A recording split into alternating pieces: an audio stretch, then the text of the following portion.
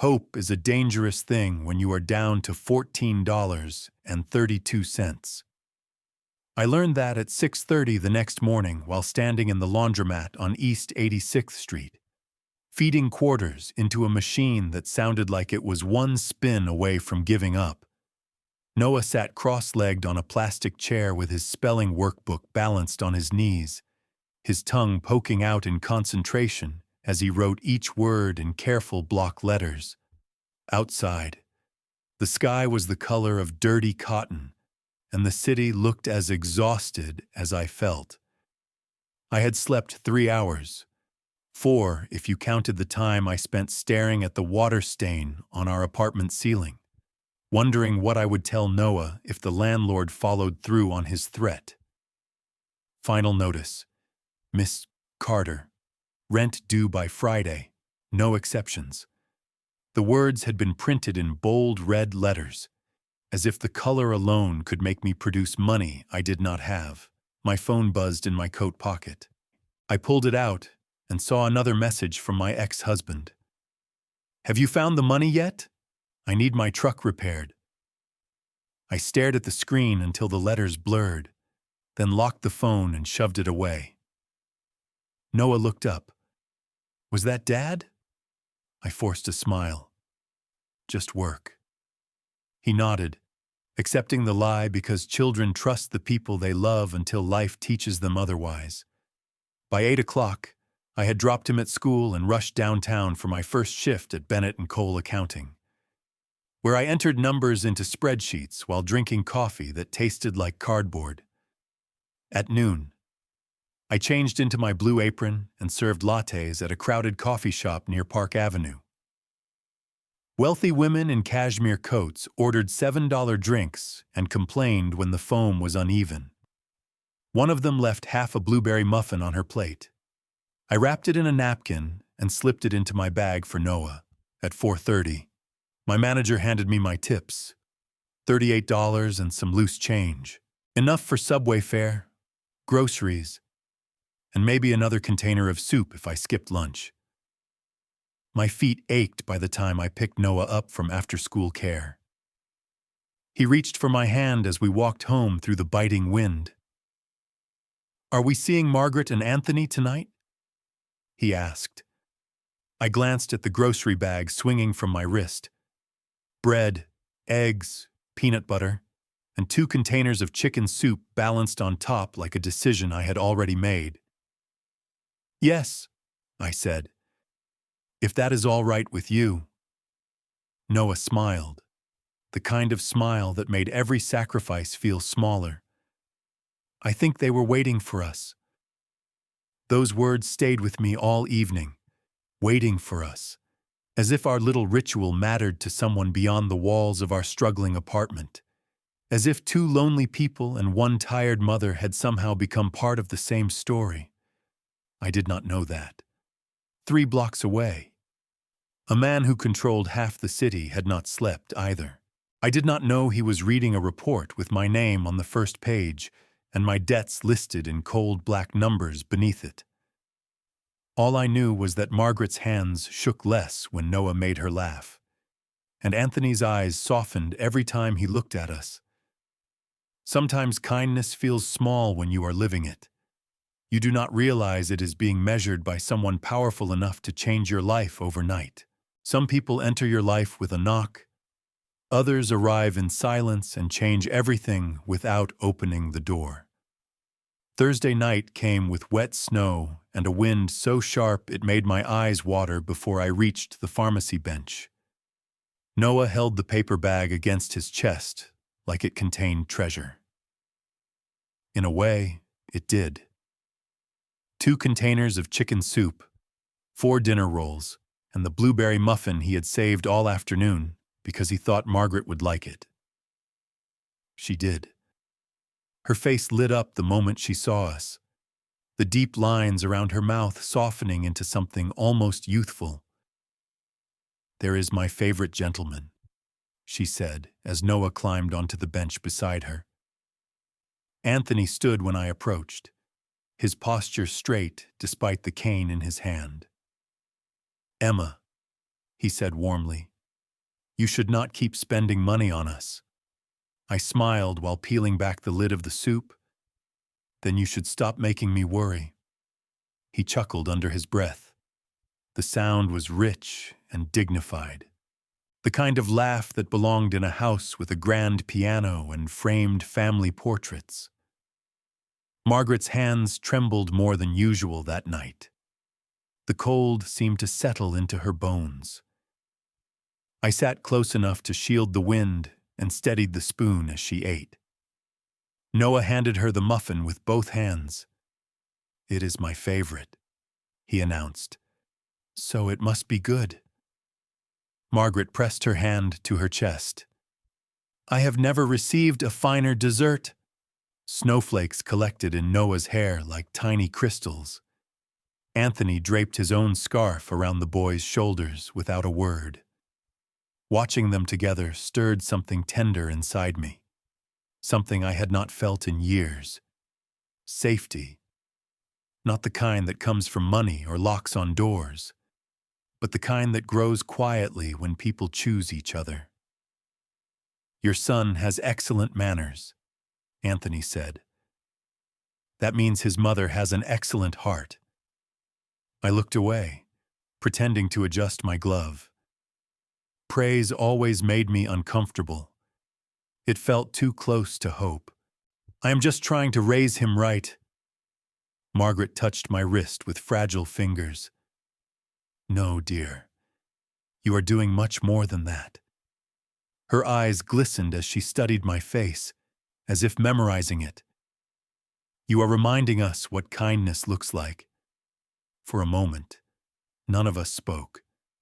Traffic hissed over slushy pavement. A distant siren faded into the city. Noah leaned against Margaret's shoulder as though he had known her his whole life. Across the street, a black SUV idled beneath the yellow glow of a street lamp. Its windows were dark, but I felt something then. Not fear exactly, more like the strange sensation of being seen. I turned slightly, but the falling snow blurred everything beyond the glass and steel of Manhattan at night. Anthony followed my gaze. A flicker of recognition crossed his face before disappearing behind a thoughtful expression.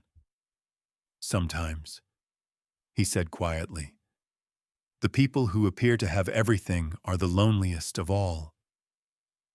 I looked back at him, puzzled by the sadness in his voice. Before I could ask what he meant, Margaret squeezed my hand. "Thank you for finding us, Emma." Her words settled deep in my chest. I thought I was the one helping them. I did not realize that, inside the SUV across the street, Adrian Romano was watching his mother smile for the first time in months. And for the first time in his carefully controlled life, a woman he had never met mattered more than any business deal, any fortune, or any empire he had built. Power does not always announce itself with sirens and bodyguards. Sometimes it arrives as a man sitting alone in the dark, reading every painful detail of a stranger's life. Adrian Romano stood at the floor-to-ceiling windows of his penthouse overlooking Manhattan, one hand resting against the cold glass, the other holding a report that had already changed the course of his night. Emma Carter, age 29, divorced, 1 child, 3 jobs, 2 months behind on rent. Medical debt from Noah's emergency appendectomy the previous spring. No criminal record, no lawsuits, no hidden agenda. He turned the page slowly, his jaw tightening as he read the notes his security team had compiled in less than 4 hours. School attendance records showed Noah had perfect attendance. Teachers described him as polite, bright, and protective of his mother. Employment reviews called Emma reliable, hard-working, and unfailingly kind. There were no large deposits in her bank account, no suspicious connections, no requests for help from anyone wealthy. She had spent her last $5 on soup for his parents. Adrian set the file down on the marble table beside him. The city stretched beneath his penthouse in a field of white and gold lights. But all he could see was Emma kneeling on a snow-covered sidewalk, steadying his mother's trembling hands. His mother had not smiled like that since her second stroke. His father had not called anyone family in years. Yet this woman with worn gloves and tired eyes had restored something his money could not buy. "She expects nothing," his chief of security said from across the room. Daniel Foster had worked for Adrian for 12 years and rarely sounded impressed. Tonight was different. "Then she will receive everything she needs," Adrian replied. His voice was quiet, but the decision was absolute. By sunrise, his instructions were already in motion. A contractor was dispatched to inspect Emma's apartment and repair the leaking ceiling, broken heater, and unsafe wiring. A legal firm reviewed her divorce settlement and identified more than 18 months of unpaid child support. Noah's school received an anonymous donation, establishing a scholarship in his name. The hospital that held Emma's outstanding bills was contacted by a charitable foundation and informed that her balance would be cleared in full. Adrian should have felt satisfied. Instead, he remained at the window long after everyone else left. He thought about the way Emma had brushed snow from Noah's hair before handing the first spoonful of soup to his mother. He thought about the softness in her voice when she said, "This feels like family, too." No one had spoken those words to him without wanting something in return. At 6:30 in the morning, his father called. Anthony rarely phoned first. "She came back," he said without greeting. Adrian closed his eyes. "I know." There was a pause on the line. Then his father's voice turned rough with emotion. "Do not let life pass by without thanking her properly." Adrian looked down at the report one last time. Emma Carter had no idea that, while she slept in a cramped apartment with peeling paint and overdue bills, an entire city had begun rearranging itself around her kindness. And by the time she woke up, the first impossible change was already knocking at her door. Miracles do not always feel magical at first. Sometimes they sound like a knock at 7 in the morning when you are still wearing yesterday's sweater and bracing for the worst. I was standing at the stove scrambling 2 eggs for Noah when someone rapped on our apartment door 3 times. Sharp. Professional. My stomach dropped so fast I had to grip the counter. Rent was not due until Friday, but fear does not care about calendars. Noah looked up from the kitchen table where he was coloring a picture of a snowman wearing a superhero cape. "Are we in trouble?" he asked. The question broke my heart because he asked it too calmly, as if uncertainty had become normal. I forced my voice to stay steady. "No, sweetheart. Finish your breakfast." When I opened the door, 2 men in navy jackets stood in the hallway beside a woman holding a clipboard. Their uniforms bore the logo of a licensed contracting company. Behind them, another worker rolled in a cart loaded with tools. The woman smiled politely. "Ms. Emma Carter." I tightened my grip on the doorknob. "Yes." She glanced at her paperwork. "We are here to complete emergency repairs to your apartment. Heating, plumbing, ceiling damage, and electrical updates. There is no cost to you." For a second, I was certain they had the wrong address. I looked behind me at the peeling paint, the water stains spreading like a gray cloud over the ceiling, and the radiator that coughed more than it warmed. "I think there must be some mistake." "No mistake," she said gently. "The work order has already been approved and paid in full." Paid in full. The words felt unreal. Noah appeared beside me, clutching his superhero snowman. "Mom, are they fixing the drip over my bed?" One of the workers knelt to his eye level. "That is the first thing on our list, buddy." Noah beamed as if Christmas had arrived early. I stepped aside in a daze while the crew moved through our tiny apartment with efficient purpose. Ladders unfolded, tool belts jingled. The broken heater was dismantled and replaced before I finished washing breakfast dishes. At 10:13, my phone buzzed with a text alert from Mercy General Hospital. I nearly ignored it, assuming it was another reminder about my outstanding balance.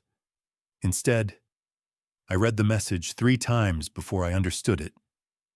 "Your account balance is now $0. Thank you for allowing us to serve your family." My knees went weak. I sat down on the edge of the couch, staring at the screen while Noah showed one of the workers his multiplication worksheet. Before I could process what was happening, the school called. Mrs. Henderson, Noah's principal, sounded breathless with excitement. "Emma, an anonymous donor has created a full educational scholarship for Noah. Tuition, books, summer programs, everything." I pressed my hand to my mouth to keep from crying. "Who would do that?" They asked to remain anonymous. Anonymous. The word echoed through my mind like a secret too large to understand. By lunchtime, our apartment was warm for the first time in weeks. The ceiling no longer leaked. My medical debt had vanished. My son's future had been secured by someone I could not see. Noah climbed into my lap, his small arms wrapping around my neck. "I told you," he whispered. "One day somebody would help us." I held him tighter, tears slipping down my cheeks. Somewhere in this city, a stranger had heard our silent prayers and answered them before I even knew we had been seen. Some answers arrive in whispers. Others walk through the front door wearing a suit that probably costs more than your yearly rent. 2 days after our apartment transformed from a place of constant worry into something that finally felt like home. I was halfway through the lunch rush at Hudson Grounds Coffee when the room went quiet.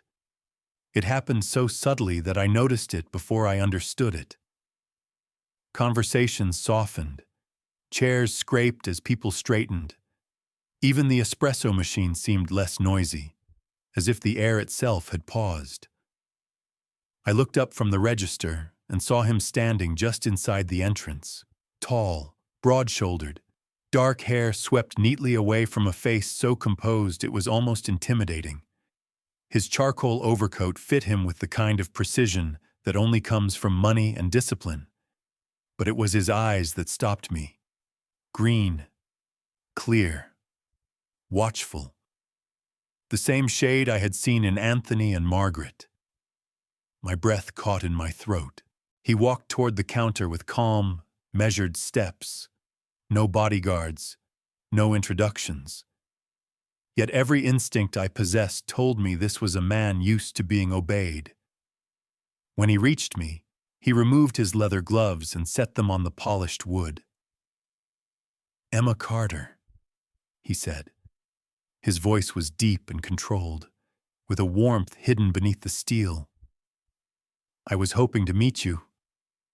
My fingers tightened around the paper cup I was labeling. "Do I know you?" For the first time, his expression softened, just enough to reveal exhaustion beneath the perfection. "My name is Adrian Romano." The name meant nothing to me, but my heart was already racing. "Anthony and Margaret are my parents." The cup slipped from my hand and rolled across the counter. "Your parents?" Adrian nodded.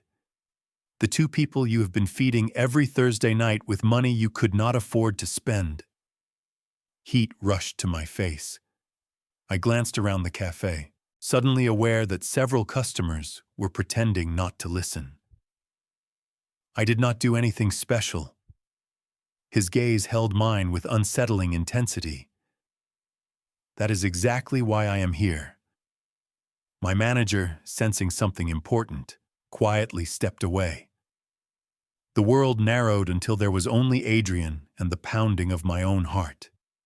He rested one hand on the counter, close enough that I noticed a thin silver watch and the faintest scar near his wrist. "Why did you help them?" he asked. Not accusing, not suspicious, just deeply, urgently sincere. The question pierced me more than I expected. I swallowed hard, because they looked lonely. My voice trembled, but I forced myself to continue. "Because your mother reminded me of what my own mother might have needed if she were still alive. Because your father always tried to act strong even when he was tired. And because no one should have to eat dinner in the cold." Adrian did not move. For several long seconds, he simply looked at me. Something shifted in his expression, something raw and unguarded. "You had every reason to protect what little you had," he said quietly. "Instead, you protected them." Tears burned behind my eyes. I was just trying to be kind. His jaw tightened, as if the simplicity of that truth affected him more than he expected. Then he reached into his coat pocket and placed a business card on the counter. Black, elegant, heavy enough to feel like a promise. "Emma," he said, his voice lower now. "You took care of my family when you had nothing to gain. Allow me the chance to take care of yours." And for the first time since my life began changing, I came face to face with the man responsible for all of it. The hardest words to say are not, "I need help." They are no, when help is standing right in front of you. Adrian's black business card felt impossibly heavy in my hand. The embossed silver letters caught the cafe lights as if they belonged in a different world than the one I lived in. Romano Holdings, a Manhattan address I recognized from the skyline but had never imagined entering. My pulse thundered in my ears. "I cannot accept this," I whispered. Adrian did not seem surprised. He stood with the same stillness he carried when he first walked through the door, but his eyes sharpened with something that looked like concern. "Emma." He said my name as if he had spent hours thinking about it. "This is not charity." I let out a shaky breath. "It feels like it." Customers continued sipping coffee around us, but the rest of the room seemed distant and blurred. There was only the man in the tailored coat and the fragile line of pride I had spent years using to hold my life together. Everything that happened to my apartment, Noah's scholarship, the hospital bills. My voice trembled. "You did all of that." Adrian inclined his head once. He did not boast. He did not apologize. "Yes." The honesty of that single word hit me harder than any elaborate explanation could have. Tears threatened, but I blinked them away. "Why?" His expression changed. The controlled businessman disappeared for a moment, revealing a son who had watched his parents grow lonely and helpless. "Because my mother laughed when your son gave her a muffin." His voice lowered. "Because my father speaks about you as if he has known you forever. Because for the first time in months, they are looking forward to tomorrow." I pressed the edge of the card against the counter to steady my trembling hand. "That does not mean you owe me anything." Adrian took one measured step closer. Not enough to crowd me, only enough to make his words feel personal. "Emma, I am a man who has spent most of his life surrounded by transactions, favors, conditions, expectations." His green eyes held mine with unsettling sincerity. "You are the first person who cared for my family without asking for anything in return." My throat tightened. Every practical part of me wanted to say yes, Noah deserved a safe home, a secure future, shoes that fit. But another part of me, the stubborn part that had carried us through every unpaid bill and sleepless night, refused to surrender completely. "I appreciate what you have done," I said carefully. "More than I can explain, but I need to know that I can still stand on my own." For the first time, Adrian smiled. It was not arrogant or amused. It was quietly respectful. "That is exactly why I admire you." He reached for the business card and turned it over. On the back, he wrote a private phone number in precise handwriting. "Keep this," he said. "Use it only if you choose. No obligations, no expectations." I looked at the number, then back at him. Why do I feel like my life is about to change again? Adrian's gaze softened, and for one suspended heartbeat, the powerful man before me looked unexpectedly vulnerable. "Because," he said, "sometimes the strongest people are the ones who finally allow themselves to be cared for." He buttoned his coat and stepped away from the counter. At the door, he paused and turned back. "My parents are expecting you and Noah tomorrow night." His eyes lingered on mine, and so am I. Then he walked out into the Manhattan winter, leaving me with a black card, a racing heart, and the unsettling realization that saying no to Adrian Romano was becoming much harder than I ever imagined. The past never knocks politely.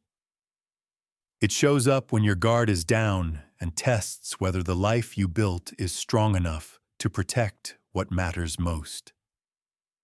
Saturday afternoon began with sunlight pouring through our newly repaired windows and the smell of cinnamon oatmeal on the stove. Noah sat at the kitchen table drawing a picture of Margaret, Anthony, and a tall man in a black coat. "That is Adrian," he explained when he caught me looking. "I think he is lonely." Children have a way of saying the truth with frightening simplicity. I was still deciding what to wear to the Romano family dinner when the pounding started. 3 hard knocks rattled the apartment door. My stomach tightened instantly. Noah looked up, his pencil freezing in his hand. "Mom." I crossed the room and checked through the peephole. My ex-husband, Derek, stood in the hallway with his hands shoved into the pockets of a worn leather jacket. His expression was tense, impatient, and far too familiar. I opened the door only a few inches. "What are you doing here?" His eyes swept past me into the apartment, noticing the repaired ceiling, the fresh paint, the warmth that no longer smelled of damp plaster. "Looks like things are going well for you all of a sudden." I folded my arms. "What do you want?" Derek exhaled sharply. "I need money, Emma, and I am Noah's father. If you can afford all this, you can help me out." My heart pounded, but I kept my voice calm. "I do not owe you anything." Noah appeared behind me, clutching the drawing to his chest. Derek's expression softened when he saw him, but the shift felt practiced rather than genuine. "Hey, buddy, want to spend some time with your dad?" Noah stepped closer to my leg instead of answering. Derek's jaw tightened. "You are turning him against me." "No," I said quietly. "Your choices are doing that." His frustration rose, not loud, but sharp enough to make Noah flinch. Before I could respond, the elevator doors opened at the far end of the hallway. Adrian Romano stepped out wearing a dark overcoat, one hand holding a bouquet of white lilies. He moved with unhurried confidence, but the atmosphere changed the moment he appeared. Derek straightened, visibly unsettled. Adrian approached until he stood beside me, his presence calm and unmistakably protective. He glanced at Noah first, then at me. Is everything all right? The simple question nearly unraveled me. Derek forced a laugh. And you are? Adrian handed the flowers to me before answering. Someone who cares deeply about this family. His voice remained perfectly measured, but there was no uncertainty in it. Derek shifted his weight. This is between me and my ex-wife. Adrian met his gaze steadily. Then I suggest you speak to Emma with the respect she deserves. The hallway fell silent. Derek looked from Adrian's tailored coat to the repaired apartment behind me, then to Noah, who had edged closer to Adrian without seeming to realize it. Something in his expression changed. Not understanding, exactly. More like recognition that the balance of Emma's life had shifted beyond his control. He muttered that he would call later and walked toward the elevator without another word. The doors closed behind him with a soft, metallic chime.